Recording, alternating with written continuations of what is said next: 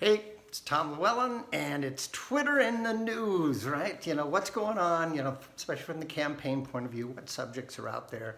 And as we got to talking about how to honor Mr. Floyd, which I'm not sure he's getting all the things that he needs in his memory. But we got down to what are the problems in the police department. And one of them was obviously people with excessive force and the unions that seem to, not be the good HR people they might be and get rid of the bad guys and keep the good guys, and tend to exacerbate the problem with excessive force by keeping those people on the force.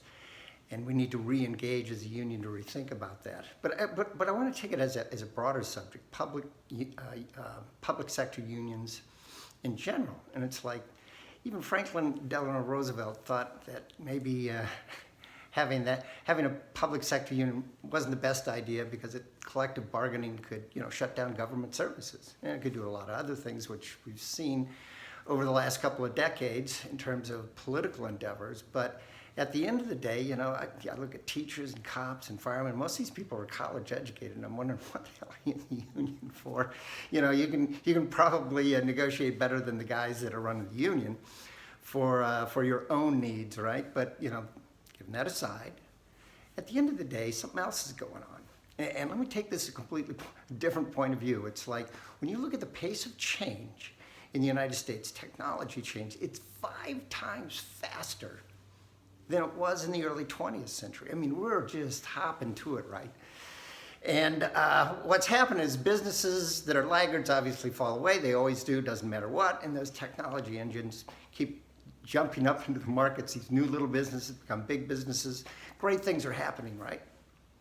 So who isn't part of that chain, right? So government isn't. They're, they live in a world in the late 20th century, and they're having a hard time getting ahead, which is another subject. But unions are too. It's kind of like, I get unions in the 1880s, 1920s. Safety was a key issue, and promoting wages and doing a whole bunch of other things, really, really crucial. And it's like, but it's the 21st century, right?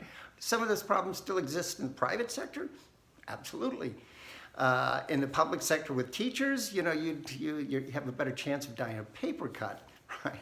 It's not happening. So there's a mismatch somehow. It's like we need the unions to step up and maybe be, instead of the people that negotiate to keep jobs of people that probably shouldn't be there, we need to be the HR department. What happened in the business world is not happening in the public sector at all. Look, there's performance reviews, there's education to help employees get better, there's all those things, and that's something the union should be doing, could be doing, or maybe maybe the people in the administration for education, police, whatever, can do better at training or whatever, but they need to collaborate. Right now, public safety is a problem, and part of the problem can be traced back to the unions. They need to step up. They need to think about how they operate in the 21st century. Now, from a political point of view, this will raise some hair on the back of people's head. There's it's Citizens United. It was a Supreme Court decision that said businesses can give money. I mean, they've been giving money for a long time to political campaigns, and in big numbers. I get it. Don't like it, but I get it. What you probably don't know, when you hear Democrats say, "Oh, well, I think we ought to get rid of Citizens United and pass a law that says businesses can't give," what you don't see is 50% of the money goes to each party, right? It's equalized, right? So what they don't say is, well, what's the other side of the story? Because it's a huge amount of money from unions. It's okay now. I don't have a problem with it.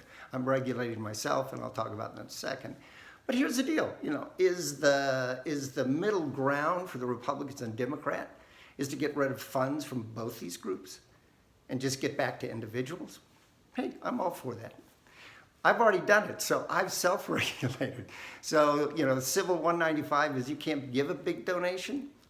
And guess what? None of these big businesses, none of the unions, none of these people are going to give me, and the max you can give is a small donation, $195, $10 at a time, right?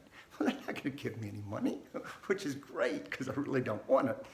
At the end of the day, though, everybody else, maybe we do something different. Anyway, let me know what you think.